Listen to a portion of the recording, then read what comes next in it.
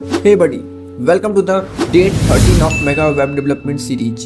आज के इस वीडियो में हम लोग बात करने वाले हैं मेटा इन्फॉर्मेशंस के बारे में। और ये वीडियो सही में बहुत ही इंपॉर्टेंट है, क्योंकि अगर आप लोग एक वेब डेवलपर बनना चाहते हो या फिर आप लोगों को आता है प्रोफेशनल लेवल की वेबसाइट बनाना, आप लोग एक फ्रीलांसर हो, लेकिन अगर आप लोगों को ये टॉपिक नहीं पता है कैसे हम लोग मेटा इन्फॉर्मेशंस को फिल करते हैं अपने वेबसाइट में, तो आपका वेब डेवलपमेंट सीखना बेकार है। क्योंकि अगर आप लोग ये टॉपिक नहीं सीखते हो तब आप लोग वेबसाइट से अर्निंग नहीं कर सकते। इसीलिए आप लोगों को ये टॉपिक बिल्कुल आसान भाषा में मैं समझाने वाला हूँ और इसमें हर एक चीज़ें मैं आपको बताने वाला हूँ, जिससे कि आप लोग अपनी वेबसाइट को रैंक करा सको। क्योंकि जैसे हम लोग यूट्यूब वीडियोस पे रैंक कराते हैं अपने वीडियोस को, उसी प्रकार हम लोग को वेबसाइट को भी रैंक कराना होता है। इसमें दो चीज़ें फैक्टर्स करती हैं, एक होता है ऑडियंस का CTR, दूसरा होता है ऑडियंस का रिटेंशन। इसमें ऑडियंस रिटेंशन कैसे देखा जाता है, इसमें कितनी देर तक ऑडियंस आपकी वेबसाइट पे रही, कितनी देर तक उन्होंने आपकी वेबसाइट को एक्सप्लोर किया, ये मैटर करता है। दूसरा CTR, क्लिक थ्रू रेट, कितना ऑडियंस आपकी वेबसाइट पे आ रही है, कितने ऑडियंस आपकी वेबसाइट पे क्लिक कर रही हैं, ये इंपॉर्टेंट करता है। अगर आप लोग मेटा इन्फॉर्मेशंस बिल्कुल सही से डालते हो तो आप लोग के वेबसाइट पे प्रोफेशनली काफ़ी सारी ऑडियंस आती है, रीच आउट करती हैं और आपकी वेबसाइट को देखते हैं। इससे आपकी अर्निंग होती है। गूगल की सर्विसेज यूज करना, जैसे आप लोगों को काफ़ी वेबसाइट में देखा होगा आप लोग कि आपको यहाँ पे साइन इन का ऑप्शन आता है, sign in with Google, sign in with Twitter. कैसे लगाते हैं, मेटा इन्फॉर्मेशंस में डाले जाते हैं काफ़ी सारी चीज़ें। और आपको यहाँ पे काफ़ी सारी सिक्योरिटी चीज़ें, जैसे अपनी वेबसाइट को आप प्रोटेक्ट करना चाहोगे, आप नहीं चाहोगे कोई और हैकर आके आपकी वेबसाइट पे कब्जा कर ले। इसीलिए आपको करना क्या होता है, वहाँ पे कुछ सिक्योरिटीज़ के लिए काम करने होते हैं, मेटा इन्फॉर्मेशंस को फिल करना होता है। तो ये सारी बातें मैं आज की इस वीडियो में बताने वाला हूँ। और ये वीडियो बहुत इंपॉर्टेंट होने वाला है, खासतौर पे बिगिनर्स के लिए, क्योंकि मैंने अभी तक जितने भी टॉपिक्स आपको HTML में बताए हैं वो सारे टॉपिक्स वेब डेवलपमेंट से रिलेटेड है, ये वेबसाइट के SEO से रिलेटेड है। इसीलिए आपको बिल्कुल ध्यान से समझना है। और ये हमारे HTML का लास्ट वीडियो होने वाला है, क्योंकि इसके बाद जो टॉपिक्स हैं उन सभी टॉपिक्स को बहुत बेसिक है, हम लोग ड्यूरिंग डेवलपमेंट भी उसे सीख सकते हैं। इसीलिए आप लोग बिल्कुल उसके लिए चिंता मत करिए, ये बहुत इंपॉर्टेंट टॉपिक था, इसीलिए मैंने इस पे वीडियो बनाया। ठीक है, आइए हम लोग स्टार्ट करते हैं और चलते हैं मेटा इन्फॉर्मेशंस की तरफ। तो मेटा इन्फॉर्मेशंस क्या होती है? Meta comes from Meta data, meaning Meta data about data. मतलब इसका क्या हुआ, जो देखो, जो मेटा इन्फॉर्मेशन का मतलब होता है कि यूजिंग ऑफ मेटा टैग्स। ठीक है, अब मेटा क्या होता है? मेटा देखो, जो मेटा डेटा शब्द से आया है, मेटा डेटा का मतलब होता है कि डाटा के बारे में डेटा निकालना, डाटा अबाउट डेटा, डेटा के बारे में डेटा निकालना।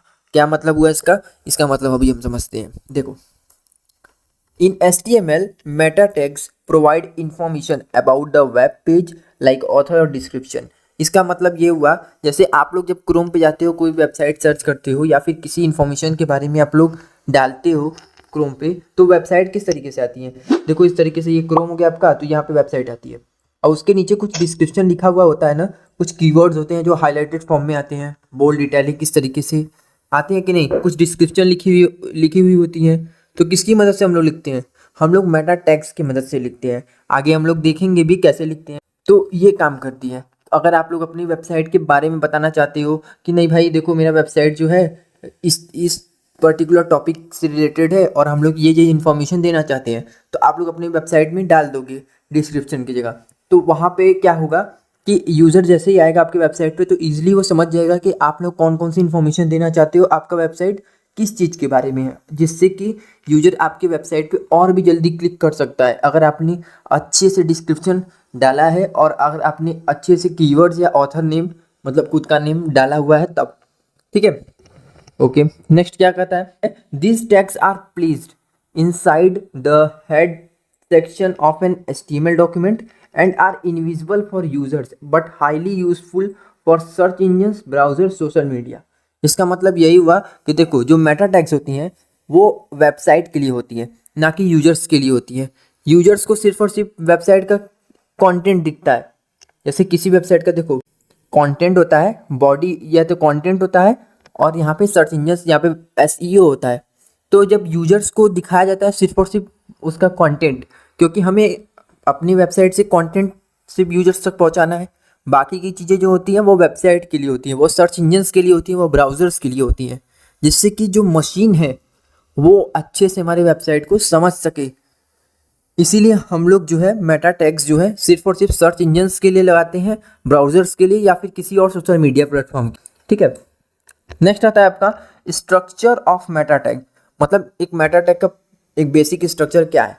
वैसे तो स्ट्रक्चर इसका कोई है नहीं, लेकिन यहाँ पे बेसिक स्ट्रक्चर के बारे में हम लोग बात कर रहे हैं। ठीक है, तो ये बेसिक स्ट्रक्चर देखो यहाँ पे कुछ इस तरीके से होता है। ये मेटा टैग होता है, यहाँ पे मेटा दोगे तब मेटा टैग्स को हम लोग मेटा से डिफाइन करते हैं।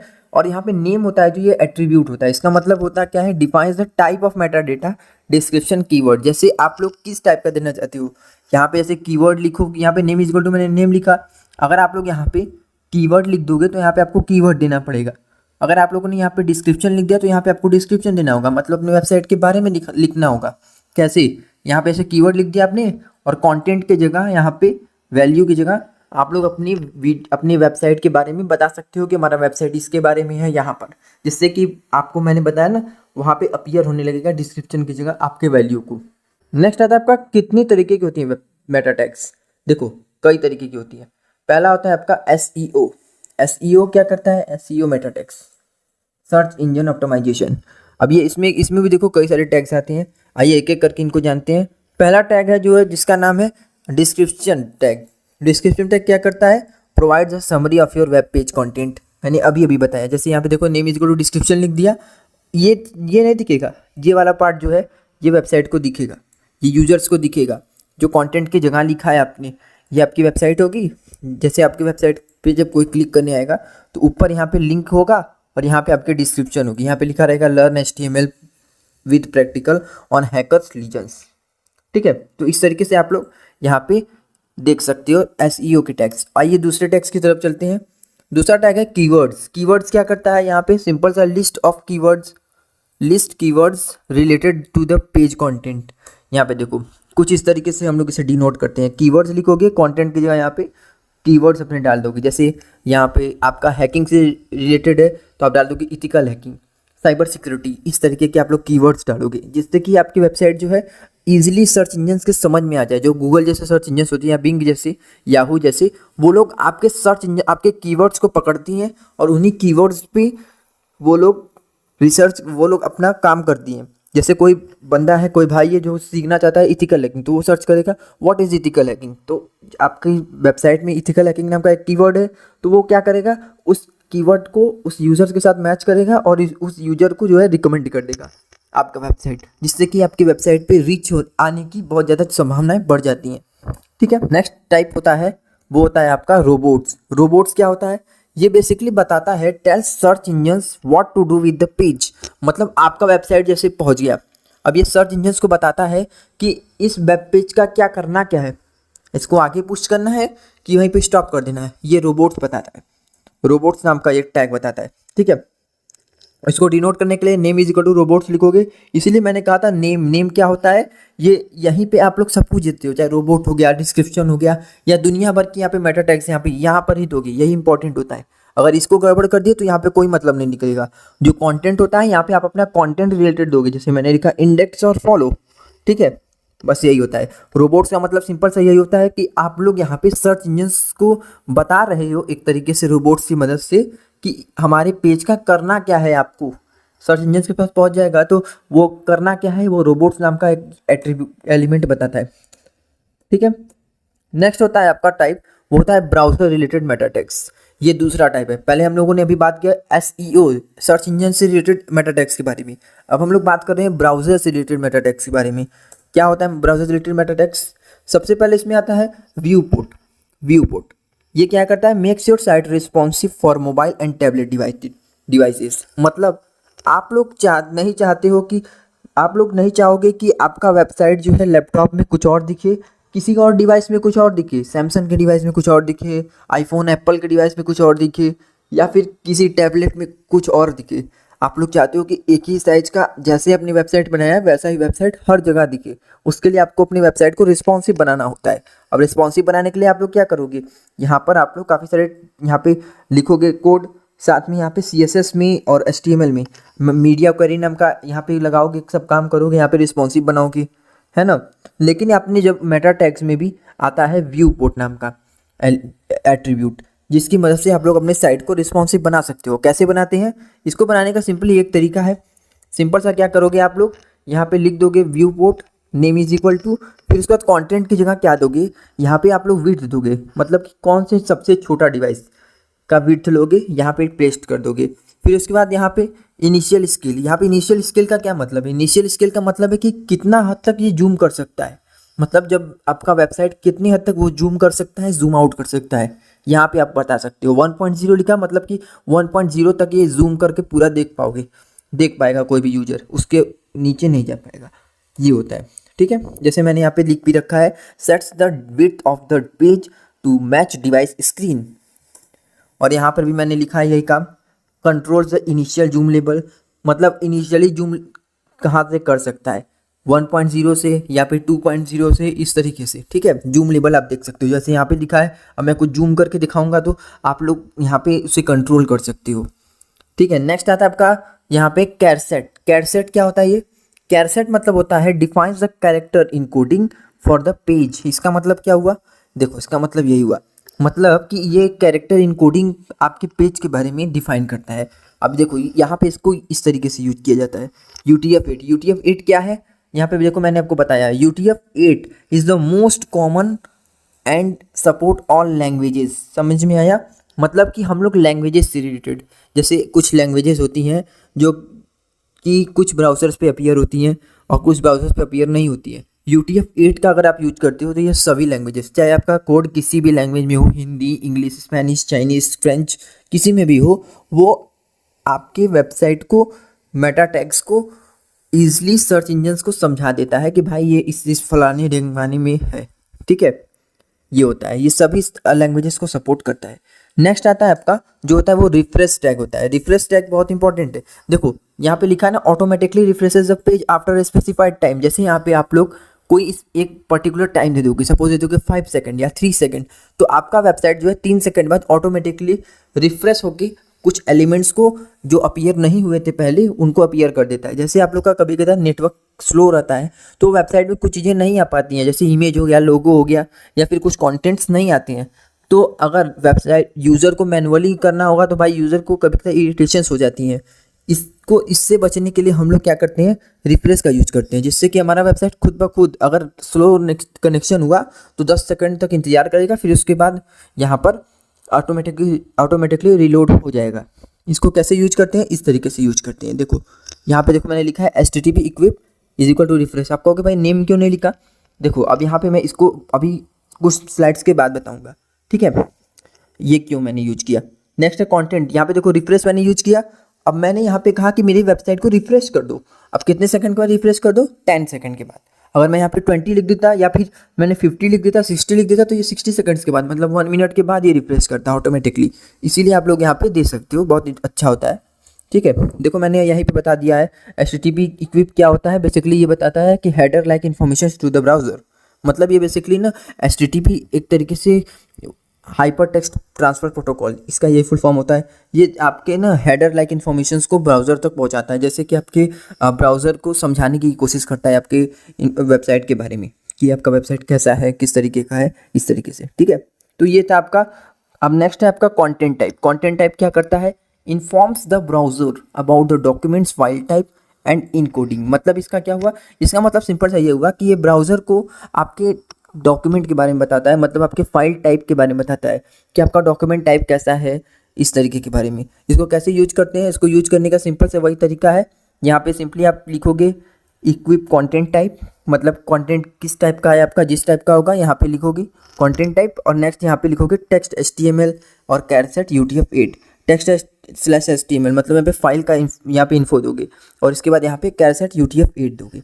UTF-8 दोगे तो ये सभी लैंग्वेजेस के लिए ईजिली मतलब सपोर्टेबल होता है, इसीलिए हम लोग इसको यूज करते हैं। ठीक है, नेक्स्ट होता है ओपन ग्राफ टैग्स। ये क्या करता है, ये सोशल मीडिया टैग्स के अंदर आता है। देखो सोशल मीडिया टैग्स के अंदर, ठीक है, इसमें हम लोग ओपन ग्राफ टैग्स का किस लिए यूज करते हैं, control how your page appears when they shared on a social media. जैसे आपका एक वेबसाइट है, ठीक है, ये आपका एक वेबसाइट है, एक यूजर है जिसने आपकी वेबसाइट को शेयर कर दिया इंस्टाग्राम पे, ताकि आपकी वेबसाइट को और भी ज़्यादा लोग रीच कर सके, या फिर वो अपने दोस्तों तक या इसको शेयर कर दिया भाई कि ये बहुत अच्छा वेबसाइट है, इससे आप लोग काफ़ी सारे रिसोर्सेज डाउनलोड कर सकते हो, तो उसने शेयर कर दिया।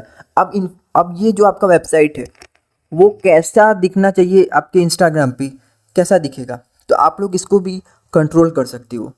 जैसे किसी भी सोशल मीडिया प्लेटफॉर्म पे अब अलग अलग सोशल मीडिया प्लेटफॉर्म्स होते हैं, अलग अलग उनमें चीज़ें होती हैं, तो उनके लिए आप लोग अपने जो वेबसाइट में इन ओपन ग्राफ टैग्स का यूज करके आप लोग यहाँ पे उसे कंट्रोल कर सकते हो और उसे दिखा सकते हो कि आपकी कैसा दिखेगा उन प्लेटफॉर्म्स पे आपका वेबसाइट। इसे आप लोग कंट्रोल कर सकते हो। कैसे करना है यहाँ पे, इसके लिए हम लोग को प्रैक्टिकल करना होगा।